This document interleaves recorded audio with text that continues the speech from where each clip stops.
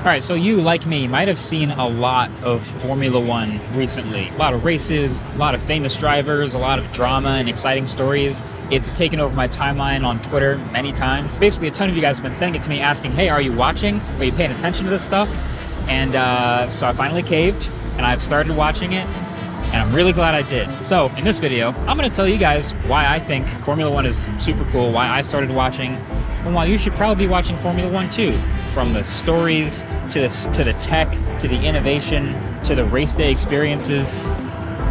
This is Formula One. Explain. So, shout out to sponsor Bitdefender for making this video possible. They reached out because they are a Ferrari team partner, so they're on the Ferrari car and the helmet, and they have a lot of parallels in the tech world with cybersecurity and safety, so we'll talk more about that in a minute. But for now, I'm so glad that y'all put this on my radar because I love it now. Just because while on the surface it is just a car race, which is already pretty cool, it is also at the same time the world's highest end tech competition. It's a science fair. So at the most basic level, the sport is a year-long season of car races on different tracks around the world. And Formula One has a long and rich history. I don't need to give you a whole history lesson here, but there's been a massive amount of changes going from stuff like this, like a pretty simple looking tube with an engine and wheels, to this aerodynamic work of art made from the most advanced materials on the planet. But the most interesting part about F1 that I love is that there are actually two championships at the same time each season. There's the Drivers' Championship and the Constructors' Championship. So yes, every driver is going to try to get around the track as fast as possible, but the structure is there are 10 teams. Each team has 2 active drivers, and so every race, a driver can get points for how high they finish. Those add up at the end of the season to get a winner, but there's also points for the engineering teams behind each car, and they also get points that add up to a championship at the end of the year. And this is what I mean when I say it's a science fair. Because look, every sport has rules, right? Like golf, all your clubs need to be within a certain spec, and the basketball hoop is standardized, right? But having the best equipment in F1 is incredibly advantageous, as you might suspect. And you're allowed, actually encouraged even, to improve your equipment between every single race. You are constantly working on your equipment. In so many ways, F1 is the sport with the most tech involved. Like, these teams are spending millions and millions, hundreds of millions of dollars to find/invent any little improvement that they can come up with to give themselves the edge every single week. They're fighting for tenths and hundredths of a second. It's incredible to see. Like, you don't get from here to here so quickly by accident. There is a massive amount of engineering and experimenting that goes into optimizing every single little part of every car to be able to get around the track as fast as physically possible to get as many points for the championship every season within the rules. And yes, there are still rules. This is important. So the FIA is the governing body in charge of F1, and they are charged with the impossible task of maintaining a set of rules that keeps everything fair and safe, but still allows room for and encourages innovation and tweaking things. So you can actually look up the rulebook yourself. There's a 183-page PDF online. I'll leave a link below the like button if you want to flip through it yourself. And there are so many interesting rules in here. Some of them to keep racing strategies interesting, like the requirement that every single driver uses at least 2 different tire compounds during the race. I'll explain that in a minute. There are also plenty of safety-related rules, which again is why a company like Bitdefender really makes sense to be here. So these are open wheel, open cockpit race cars, but every single one of them, as you'll see, no matter what, has this titanium reinforced ring around and above the driver's head called a halo. This thing is not designed by the teams. This is designed by the FIA, and the teams get them from one of the approved manufacturers, and they have to put them on their car. There was initially some pushback against the aesthetics of it, but every single year since its introduction in 2018, it's continued to prove its worth in the safety department. Like, you can literally go watch race footage of incidents where the halo saves lives, since it can literally support the weight of another entire car on top of you, or if it gets flipped upside down. So you can bet that's why Bitdefender wanted their logo specifically on the halo of the Team Ferrari car. So Bitdefender is a leader in cybersecurity, which means they value innovation, safety, and quick reactions, which is tied right into F1. So you can see why it makes sense for Bitdefender's logo to be on the most important safety features of the cars. They're also on the helmet too, by the way. There's some other high-level rules around the turbocharged V6 engines they all use, and the gearboxes, etc. My personal favorite and funniest rule to me is also one of the oldest, which is under every single F1 car is a plank of wood bolted to the bottom. Because one of the OG rules is to restrict just how low the car can ride, another safety thing. And so after every race, they can inspect the plank of wood on the bottom of your car, and if it's too worn down, then your car was dragging too low to the ground and you have too much downforce and your car is illegal, disqualified. So just think about that. Next time you see one of those jet-looking marvel of engineering carbon fiber masterpieces flying around the racetrack, just know that every single one of them also has this plank, now actually made of fiberglass, bolted to the bottom of it. So you've got this rule book, everybody knows the rules, and then you've got all these teams independently working, spending millions of dollars to try to find any experiment, any little thing that might give their car the advantage around the track. And naturally, since it's so competitive, these teams are incredibly secretive about everything they're doing. But then the beautiful thing is, if some team actually comes up with something that's good enough to give them a real advantage, even if it's a tenth of a second, a quarter of a second, a half a second per lap, that's massive. Eventually, all of the other teams will pick up on it and will find a way to build it and implement it themselves. It's just this ecosystem of all these constantly improving features, and you can see them stacking on top of each other over and over again. So what exactly are these improvements, you might be wondering? Great question. Here are some of the biggest ones. And basically every single one of these has an amazing story behind it of how someone on an engineering team had an idea and then they decided to try it and then it worked and it stuck. So one of the most obvious is the wings, right? Of course, we see wings everywhere on today's cars, but believe it or not, F1 cars didn't always have wings. They just relied on pure mechanical grip from the tires. But you know how if you stick your hand out the car window and then tilt it, it'll push your hand up or down? Same thing with a wing on a car. It can push parts of the car up or down into the track for more grip and faster cornering. So it started off as a very small experiment on the front axle, and very quickly it started working, and now they all have front wings and rear wings. Fun fact, one team did actually once try a mini extra front wing on a car in 2001. It didn't really work out, so you don't really see that anymore.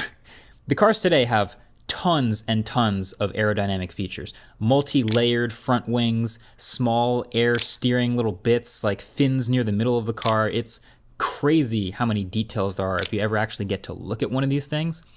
Another huge advancement is something called KERS, an acronym for Kinetic Energy Recovery System. Basically a system to capture energy created by the spinning wheel and turns it into energy in a battery that can be deployed as boosts later. So the first teams to try this kind of stuff, they actually found it was a little bit too heavy and it worked kind of sometimes, didn't necessarily guarantee a win. Fast forward a couple years, and it's developed over time and paved the way for today's hybrid F1 cars, which use similar tech called ERS and MGUK. Now you might have also heard of this one, DRS.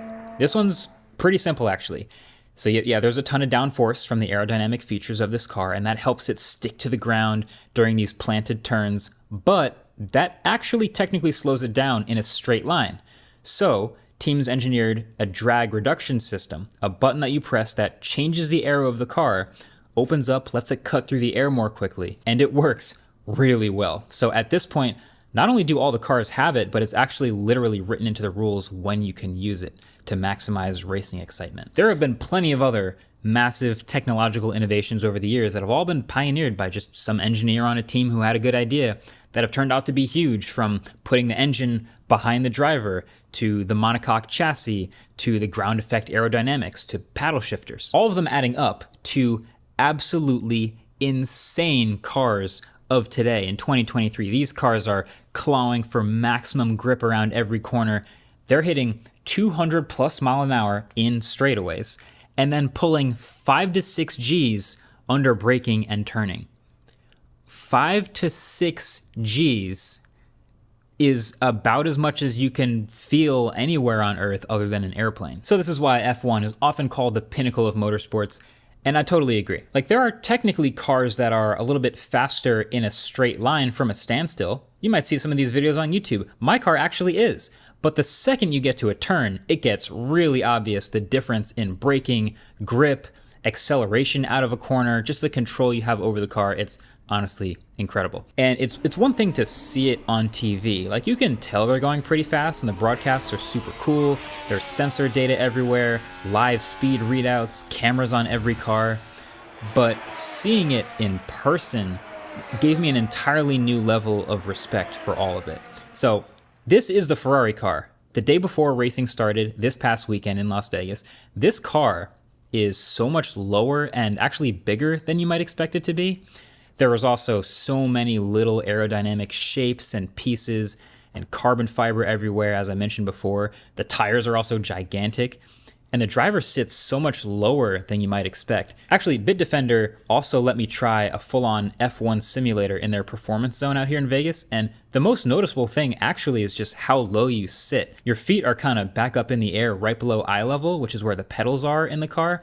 It's just funny picturing all the drivers now in their cars like this. But what really got me is just seeing how fast they move. Cameras just don't do it justice, I promise. It's really, really impressive stuff. And then there's obviously the noise and the smells and the vibration through your chest. Like, none of that happens through the broadcast. So when Bitdefender reached out and offered to get me to the Las Vegas Grand Prix to help make this video, I couldn't say no. So this is the second to last race of this 2023 F1 season. A super cool race built into the city of Las Vegas. Like, one of the straightaways is literally the Las Vegas Strip. And points are available for the Drivers' Championship and the Constructors' Championship. So what is a race day experience actually like? Well, here's what to look out for. So first of all, an F1 Grand Prix is actually a several days long event. First, there's practice days, then there's a qualifying day, then there's the race day. So the practice day is actually just a fascinating thing to watch on its own because it's a practice for both the drivers and the teams engineering the cars. So there's a set amount of time that these teams get to send the drivers out in their cars to see how much faster or slower certain setups are. They all go flying around the track at once for the first time, and drivers will literally communicate with their teams from a radio in their helmet about how things are feeling. Oh, a little more downforce here would be nice. A little more stiffness here would be nice. So they might do a quick pit stop to swap out not just a different set of tires to see how those feel, but they might completely bring it back into the garage and tweak some of the entire car setup before they bring it back out for another lap and try out some more major adjustments. All within the rules, of course. You might have seen the headlines. This Las Vegas one, the practice day got a bit interrupted because one of the cars went over a manhole cover so fast that the ground effect aerodynamic force from the car sucked the manhole cover out of the hole in the ground and damaged the car. And so they had to go around and weld all of the manhole covers shut. Pretty insane. So then the next night is one more practice session and then qualifying. So qualifying is actually pretty simple. It's go out and set your absolute fastest lap time with your car. Whoever has the fastest lap time will start the race in first place, and whoever has the slowest lap time will start in last place. So even this gets pretty exciting because once again, everyone is out here now trying to set their qualifying lap as fast as possible, and they're all trying at once. So sometimes there's a little traffic or a little bit of drama, and there's actually 3 qualifying sessions in a row, elimination style. So you start with 20 drivers. The first session eliminates the slowest 5. The second session, which is a little shorter, eliminates the next slowest 5. And then the third and final session is the top 10 fastest laps in order from 1 through 10. And so everyone is after that precious first spot on the grid, aka pole position. I think the real time, all the data, I went down to the garage when they were starting qualifying. Those guys are looking at monitors with everything about the car in real time as it's driving on a graph being traced on a screen. It's sick. It's a science fair. So there's no screens out here, so you kind of have to follow like on the app. You can only see the finish line, but final qualifying, Ferrari 1, Ferrari 2. I didn't plan that. They're just fast. So then the third and final day of the Grand Prix is the race. And a lot of people will not get to go to an F1 race in person, but it is really intense. Like they're all dialed in now. They're all rolling out their absolute best and final version of the Science Fair project with their best pilots, and they're all going to now pit them against each other. So a race is typically about 90 minutes. It's always 190 miles, in this case 50 laps. And if you're doing the math in your head, yes, that does mean they're averaging well over 100 miles an hour for the entire race, pit stops included. But then actually one key thing to look out for while you're watching the race is pit stop strategy. So most pit stops during an F1 race are super quick, 2 to 4 seconds. And it's mostly just tires. Now, they are capable of doing some more extensive repairs during pit stops, but those also definitely take longer. So sometimes if you have like a damaged wing or something, they'll just continue on with it because it's faster to not actually replace it. The winner of the race this week actually did that. And so one of the last biggest rules in F1 that I haven't even mentioned yet, amazingly, is the tires. So there's a predefined set of tires available to all of the cars that are, again, not designed by the teams. They're spec'd by the FIA under the rules to be exciting for racing.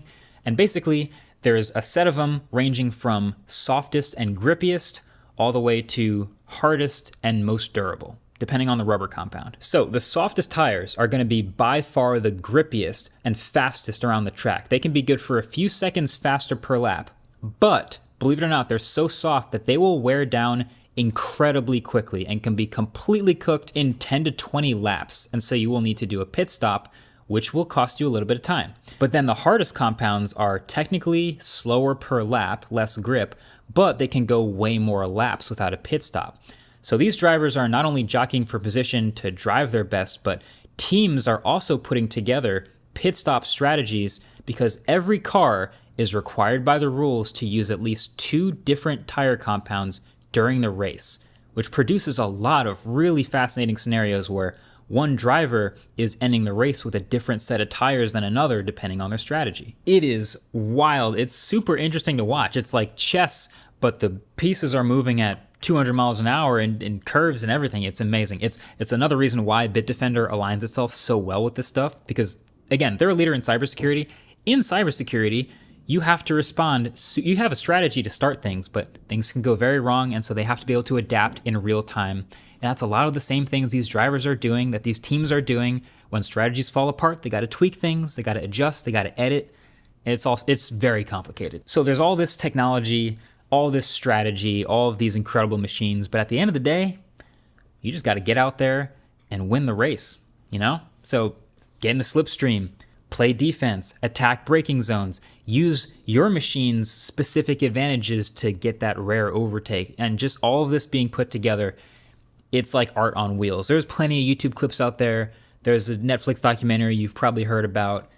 It is amazing to watch. And then the cherry on top, for me, is all of the effects that Formula One has on the world outside of Formula One. It's a bigger than you might think. Like the obvious one is that, okay, some of the highest end, most amazing innovations from trying to make the F1 cars faster will eventually maybe trickle down into the road cars that we have today. And that's true, that's real. So the Ferrari team might find something cool that works on the racetrack in 2023, and then in 2029, they're working on a simpler, less expensive version, but that's very effective for a Ferrari that someone can actually buy. DRS, paddle shifters, carbon fiber, there's lots of examples of things that originated in F1 cars that have made their way to cars that exist today, which is super cool. But then there's some of the less obvious things, like a race kind of changes a whole city forever, kind of like the Olympics. Now, a lot of races are on dedicated purpose-built racetracks, so the effect's not as huge, but there are a few special races during the season that are built into the city streets, which are way cooler in my opinion, even if they present a number of very unique challenges. And then the winning, or even just participating, is a huge marketing win for all of these companies. Obviously, if you have a team dedicated to the highest end of motorsport, pushing the envelope with innovation and engineering, the ad copy basically writes itself. So thanks again to Bitdefender and Team Ferrari for helping make this video possible. I got to learn a lot about them too, and actually the fact that Bitdefender technology is actually used by Ferrari to protect their top secret innovations. But now, I'm a fan. I want to be watching F1. I hope you enjoyed this video. My goal for this whole thing was to hopefully have you be able to watch a video, watch an F1 race, and not necessarily know everything that's going on, but to be able to better appreciate the race and the engineering and the spectacle of what might happen next. Thanks for watching. Subscribe for more. Catch you in the next one. Peace.